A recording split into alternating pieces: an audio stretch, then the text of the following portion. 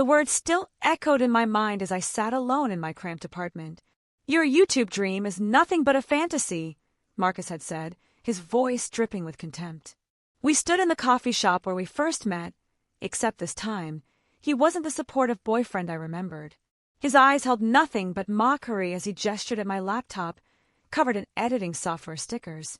"You're wasting your life on something that'll never work," he continued, loud enough for others to hear. People stared. Some nodded in agreement. My cheeks burned with embarrassment, but I refused to let tears fall in front of him. Marcus had always been practical, but lately, his practicality had turned cruel. As he walked away, leaving me with the bill and shattered confidence, I made a silent promise.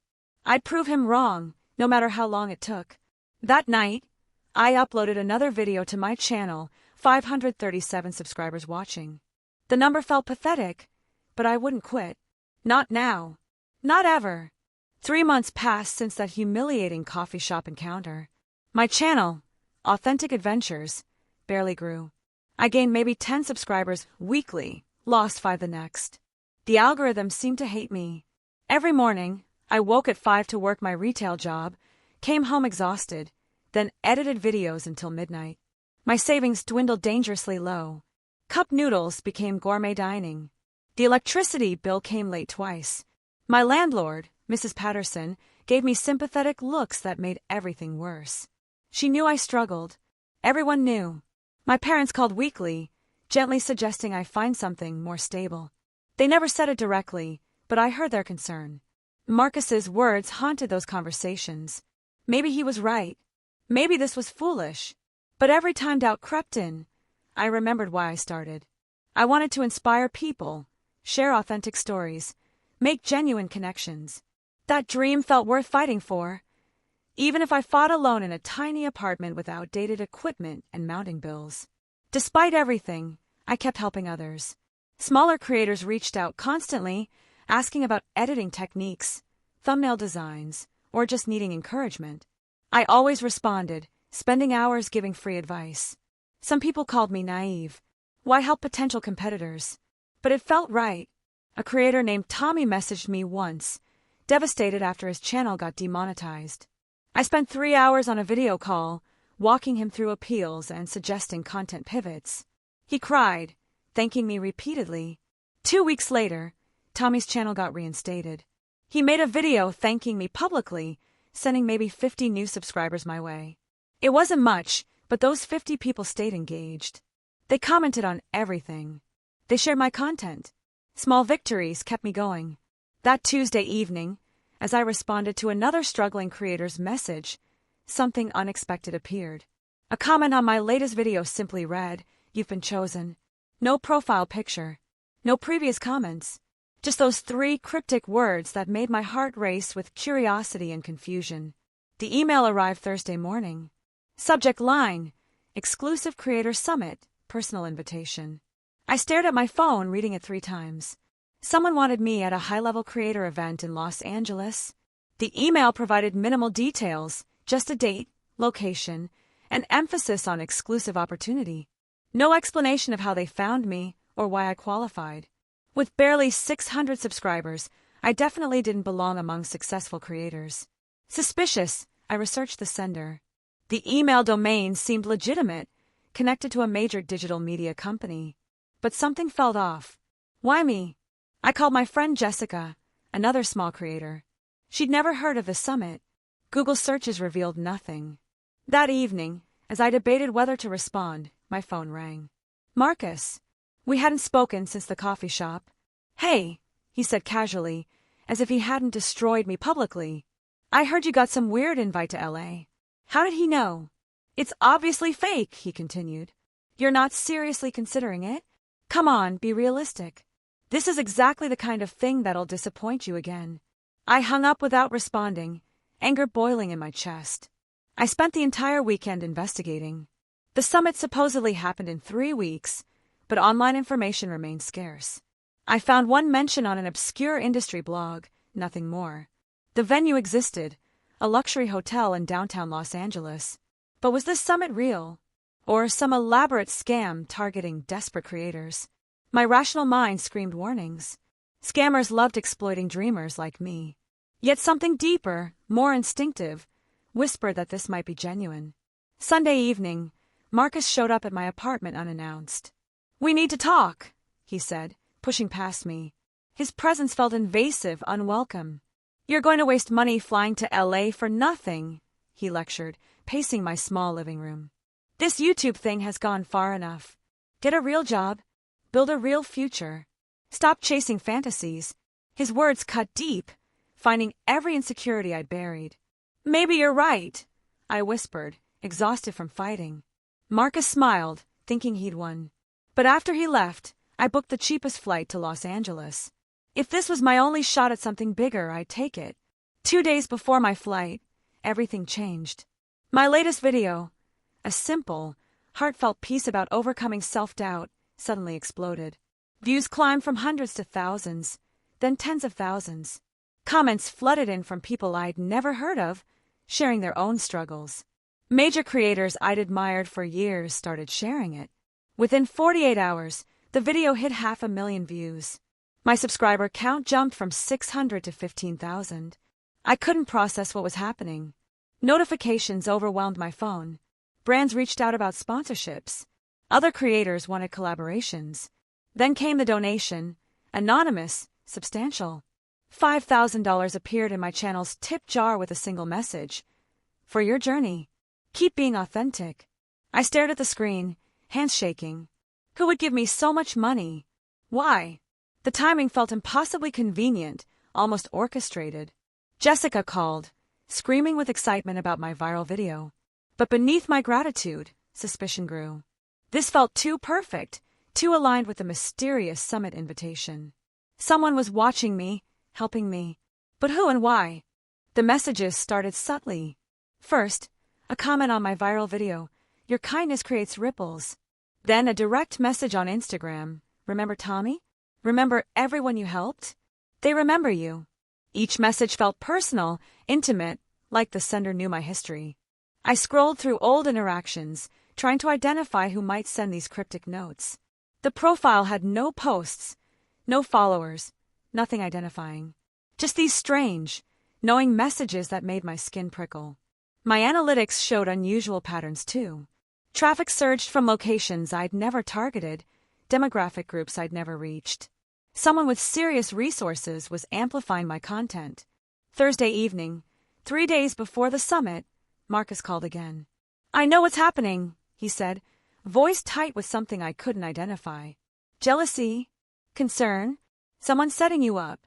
This viral video, the donation, that fake summit, it's all connected. They're manipulating you for something." "Who's they?" I demanded. "I don't know," he admitted. But successful people don't just notice nobodies randomly.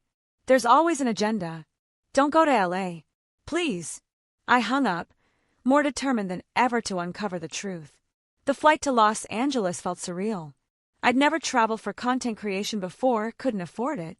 Now, sitting in economy with my backpack of equipment, I felt like an imposter heading toward exposure. What if Marcus was right? What if this entire thing was designed to humiliate me? The summit information email had finally provided more details. A weekend event, 50 invited creators, industry panels, and private meetings. My name appeared on the official attendee list alongside people with millions of subscribers. How did I belong here? Landing in LA, I took the cheapest shuttle to my budget hotel, 3 miles from the summit venue. The contrast between my accommodations and the luxury summit hotel was comical. But I was here. That counted for something. That evening, I walked past the summit hotel, a gleaming tower of glass and wealth. Security guards checked credentials at the entrance. Beautiful people in expensive clothes glided through the lobby. I felt completely out of place. As I turned to leave, someone tapped my shoulder. A man in an elegant suit smiled knowingly. "You're attending the summit," he stated, not asked. Before I could respond, he handed me an envelope and disappeared into the crowd. The envelope contained a key card and handwritten note, "Penthouse Suite. You belong here more than you know." My hands trembled. This wasn't just weird anymore, it was overwhelming. The key card worked. Security waved me through. I rode the elevator to the penthouse level, feeling increasingly disconnected from reality. The suite was extraordinary. Floor-to-ceiling windows overlooking Los Angeles, a living room larger than my entire apartment, amenities I'd only seen in movies. A welcome basket sat on the marble counter with gourmet snacks and another note, "Rest well. Tomorrow changes everything." I barely slept. Morning came too quickly. The summit began with a breakfast reception. Creators I'd watched for years mingled casually, discussing brand deals and viral strategies. I grabbed coffee, trying to blend into the background. Then I saw him, the man from last night. He stood across the room, watching me with that same knowing smile. When our eyes met, he nodded slightly and gestured toward a private corridor. Every instinct screamed this was suspicious, but I'd come this far. I followed him. The corridor led to a private conference room overlooking the city. Inside, the mysterious man finally introduced himself. "I'm Vincent Torres," he said, extending his hand. "I've been following your journey for quite some time." The name meant nothing to me. "I don't understand," I admitted. "Why am I here? Why the suite? The help with my video?" Vincent smiled enigmatically. "Because authentic kindness is rare in this industry. You helped dozens of creators expecting nothing in return. That matters more than subscriber counts." He explained he represented a coalition of investors interested in genuine content creators. They'd watched me for months, impressed by my consistency and character. "We believe you're ready for something bigger," Vincent said. "But first, you need to understand your worth." Before I could ask what that meant, his phone rang. He glanced at it, frowned. "I need to handle something. Explore the summit. We'll talk more tonight." He left abruptly, leaving me with more questions than answers. I returned to the reception, but Vincent had vanished. Nobody else seemed to know him. Had I imagined the entire conversation? The summit sessions were incredible yet surreal. I attended panels on content strategy, monetization, and audience building.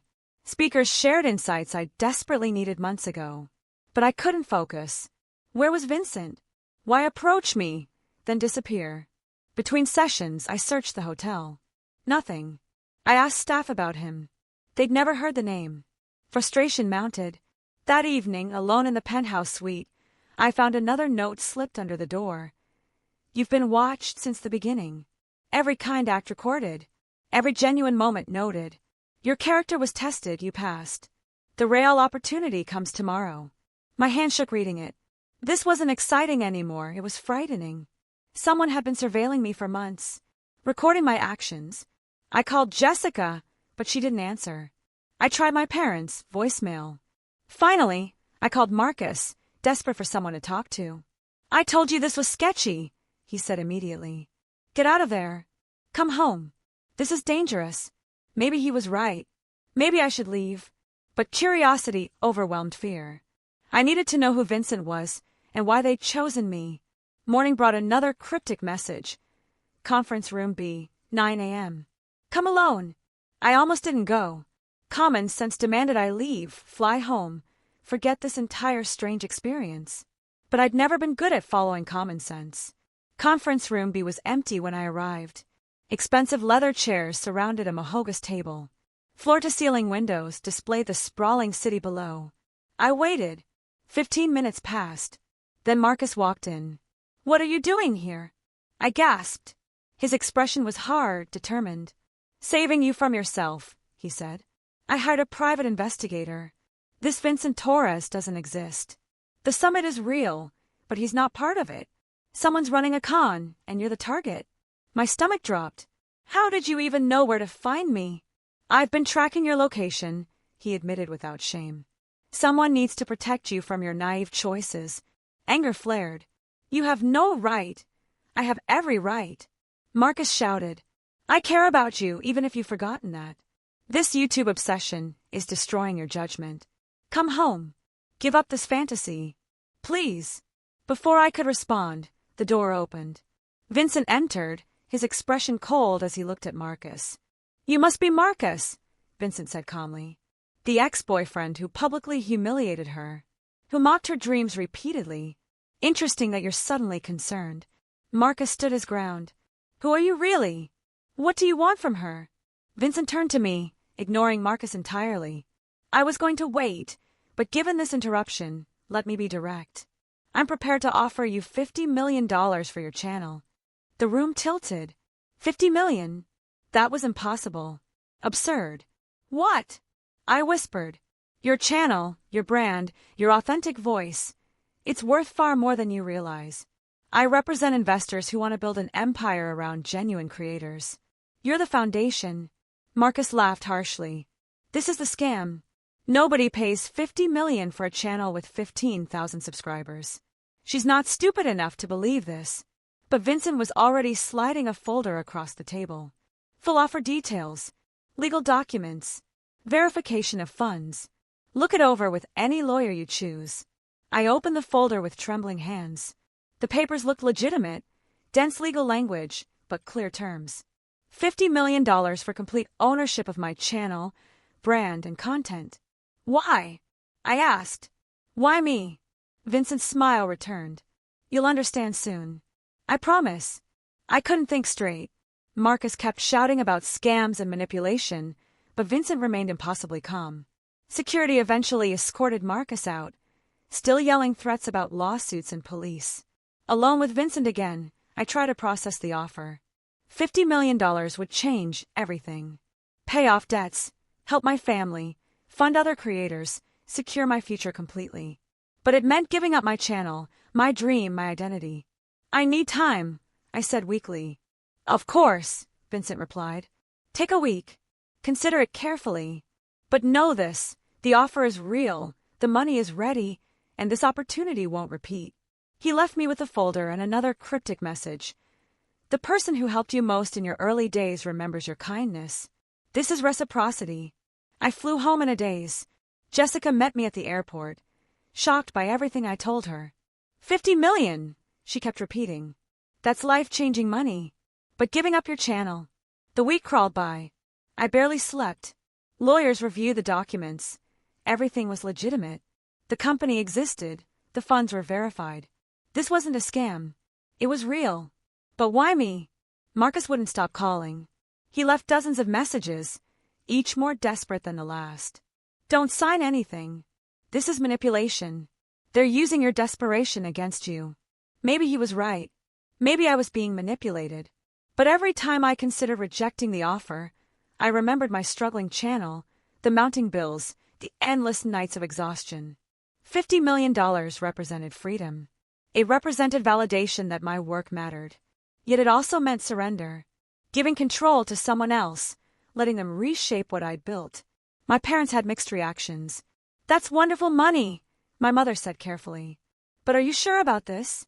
Your channel means so much to you. I wasn't sure about anything anymore. Thursday evening, 6 days after receiving the offer, I got another message from Vincent. Before you decide, there's someone who wants to meet you. Tomorrow, 2 p.m., the same hotel conference room. This meeting will clarify everything. I booked another flight to LA. This time, Marcus didn't try to stop me. He'd given up, I thought. His final message simply read, I hope you know what you're doing. The conference room looked different in afternoon light. Vincent waited, but he wasn't alone. A woman sat beside him, mid-40s, elegant, with kind eyes that seemed familiar. This is Amanda Pierce, Vincent introduced. She's the actual investor behind the offer. Amanda smiled warmly. I've been eager to meet you properly. Something about her voice triggered memories I couldn't quite grasp. Have we met before? I asked.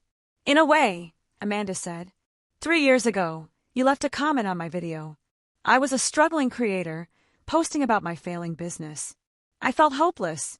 You wrote something that changed everything for me. My mind raced through countless comments I'd left over years. Amanda continued, you said. Your authenticity is your strength. Don't let temporary failure define your permanent worth. Keep going. 13 words that stopped me from deleting my channel. I screenshot them, printed them, kept them on my desk through everything that followed. Tears filled her eyes. My channel eventually grew. I built multiple businesses. I succeeded beyond imagination. And I never forgot your kindness. I was crying now too. That was you. Amanda nodded, pulling out her phone. She showed me screenshots. Her old channel, my comment, her subsequent journey from struggling creator to industry leader. I created a false identity to watch you, she admitted. I wanted to understand if that kindness was genuine or strategic, so I watched. Months of watching you help others. Sacrifice your own growth to support struggling creators. Remain authentic despite having every reason to become bitter. Vincent interjected. Tommy, the creator you helped with his demonetization. Amanda was behind getting his channel reinstated. The viral video. Amanda's network pushed it. The anonymous donation. Her. She's been testing whether success would change you. And it didn't, Amanda said softly. Even as your channel grew, you kept helping others. Kept being genuine. That authenticity is rare and valuable. The 50 million offer suddenly made sense. You're not buying my channel, I realized. You're investing in my character. Exactly, Amanda confirmed. I'm offering you resources to build something extraordinary. You'll maintain creative control, but with financial backing to help countless creators. We're building an empire of authenticity. My head spun. This was bigger than I'd imagined. This was a partnership, not a buyout. But there's more, Amanda said, expression turning serious. I need you to understand the full picture before deciding. She explained her vision. A platform supporting genuine creators, funded by successful people who remembered their own struggles.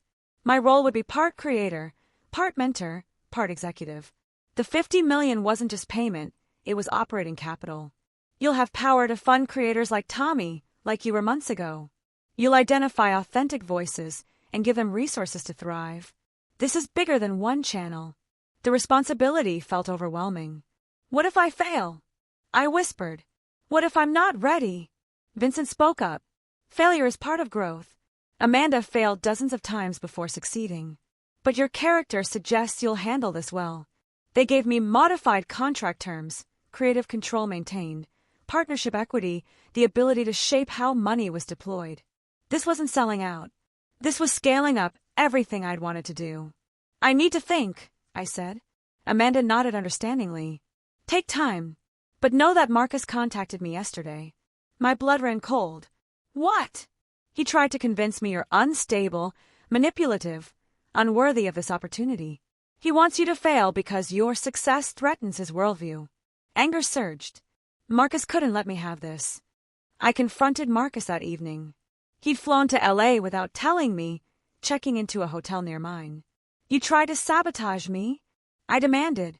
He looked defiant, unapologetic. I'm trying to save you. This is too much, too fast. You're going to collapse under the pressure, and I'll be there to pick up the pieces. No, I said firmly.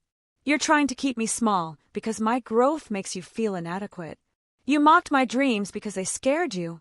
That's not true, Marcus protested, but his eyes revealed the lie. I loved you, I continued, voice breaking. I would have built this dream with you beside me, but you chose cruelty over support. Now you can't stand watching me succeed without you. Marcus's face crumpled. I was wrong, he whispered. I see that now. But it's too late, isn't it? I nodded. You taught me something valuable, though. You showed me who not to become. Success without compassion means nothing. I left him there, finally free of his shadow. The next morning, I signed Amanda's partnership agreement. $50 million transferred into accounts designated for creator support. My channel became the flagship of something bigger, a movement celebrating authenticity. The public announcement went viral immediately. Headlines everywhere. Small creator gets $50 million partnership. Authenticity pays off massively. The anti-influencer who won. Interviews flooded in. Major outlets wanted my story. But the best responses came from small creators I'd helped over the years. They sent messages celebrating, not with jealousy but genuine happiness. You deserve this, Tommy wrote. You changed my life. Others echoed similar sentiments. The community I'd built through kindness was celebrating my success as their own victory. Amanda introduced me to her network, dozens of successful people who remembered struggles, who valued genuine connection over vanity metrics. Together, we established the Authentic Creator Fund, designed to identify and support emerging voices. I became the face of something revolutionary. My channel grew exponentially, but I use the platform differently now. Every video highlighted other creators. Every success shared the spotlight. The algorithm loved authentic collaboration apparently because our entire network grew together. Marcus tried reaching out several times. I didn't respond. Some bridges, once burned, shouldn't be rebuilt. My energy focused forward on building something meaningful. 6 months into the partnership, we'd funded 50 creators. Their stories mirrored mine. Struggling, authentic, kind people who needed resources to thrive. Watching them succeed felt better than any personal achievement. I'd built a studio by then, hired a small team committed to our mission. We produced content celebrating genuine storytelling, rejecting manipulative tactics that dominated the platform. Major brands approached us constantly. Most we rejected. Their values didn't align with ours. The few partnerships we accepted involved companies genuinely committed to positive change. My parents visited the studio, overwhelmed by everything I'd built. "We never doubted you," my mother said, though we all knew that wasn't entirely true. "We just worried." "I worried too," I admitted, "every single day." But worry didn't mean quit. Amanda became a mentor and friend. She shared her journey's difficult moments, preparing me for inevitable challenges ahead. "Success brings new problems," she warned. "Different but real. Stay grounded in why you started." I thought about that often. Why had I started? To connect authentically, share genuine stories, inspire others. Money and resources changed my reach, but my purpose remained constant. That clarity kept me stable as everything else transformed rapidly. 1 year after signing the partnership, Marcus sent a final message. "I was wrong about everything. I'm sorry. Watching your journey has taught me that dreams aren't fantasies, they're just destinations requiring different paths. I hope someday you can forgive me." I thought about responding, but what would I say? Forgiveness wasn't about him. It was about releasing anger that served no purpose. I deleted the message without responding, finally completely free of his influence. The Authentic Creator Fund had grown significantly. We'd funded 200 creators, many now thriving independently. Our model proved that supporting others created sustainable success. Industry conferences invited me to speak constantly. I shared our story, emphasizing that success built on authenticity and kindness was more fulfilling than success built on manipulation. Young creators approached me everywhere, sharing their dreams. I listened to each one, offering encouragement and practical advice. Some I could fund directly, others I mentored informally. Every interaction reminded me of my struggling days, kept me humble. Amanda announced she was stepping back from active management, trusting me to lead the fund forward. "You've exceeded every expectation," she said warmly. "This is yours now." The responsibility was enormous but exhilarating. I transformed from struggling creator to industry leader in 18 months. The journey felt surreal yet earned. 2 years after that humiliating coffee shop encounter with Marcus, I returned there intentionally. Same corner table, same overpriced coffee, completely different circumstances. I set my laptop down, now a high-end model covered in our fund's logo stickers. The barista recognized me, asked for a photo. I obliged, chatting warmly about her own creative ambitions. This was my life now. Everywhere I went, people knew my story. The coffee shop filled with morning rush patrons. I watched them, wondering about their dreams, their struggles, their potential. That woman typing furiously, maybe she was writing a novel. That guy sketching, maybe he was designing his first product. Everyone had something they cared about deeply. Everyone deserved support chasing their authentic dreams. My phone buzzed constantly with notifications, creators we funded sharing new successes, media requesting interviews, brands proposing partnerships. I ignored them momentarily, savoring this reflective moment. Marcus's words no longer hurt. "Your YouTube dream is nothing but a fantasy." He'd been wrong, but I understood why he said it. Fear makes people cruel. Insecurity makes them diminish others' dreams. I'd learned that compassion, even for those who hurt us, was part of authentic success. I recorded a video right there in the coffee shop, unplanned, unscripted, genuine. 2 years ago, someone I loved told me my dreams were fantasies, I began. He was wrong, but I understand his fear now. Big dreams scare people, especially those who've stopped dreaming themselves. I talked about the journey, struggles, mysterious help, overwhelming opportunity, the responsibility of resources. But mostly I talked about kindness. Every person I helped along the way created ripples that eventually returned. Kindness isn't transactional. I never expected anything back. But the universe remembers authentic generosity. The video discussed Amanda's revelation, how one 13-word comment changed both our lives. You never know when small kindnesses create massive impacts. That's why authenticity matters. That's why helping others, even when you're struggling, defines character.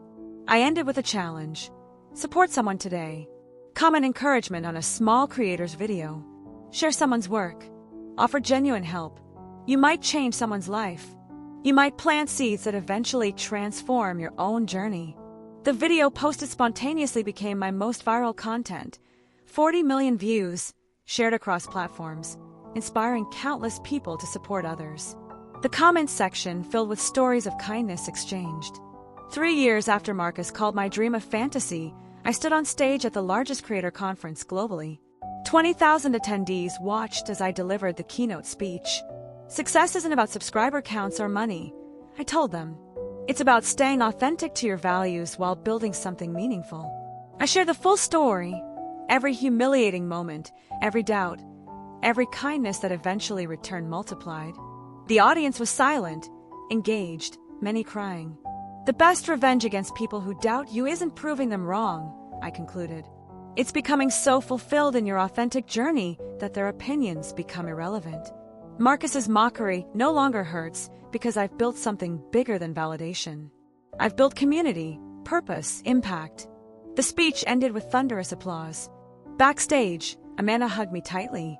You've exceeded even my ambitious hopes, she said. This is just the beginning. She was right. The Authentic Creator Fund continued expanding globally, but success felt secondary to fulfillment. Every morning, I woke grateful, not for money or fame, but for living authentically. I'd learned that dreams aren't fantasies when you pursue them with integrity, kindness, and relentless determination. Marcus's cruel words had accidentally given me the greatest gift, unshakable resolve to prove that authentic dreams always triumph over cynical doubt. And I had, spectacularly,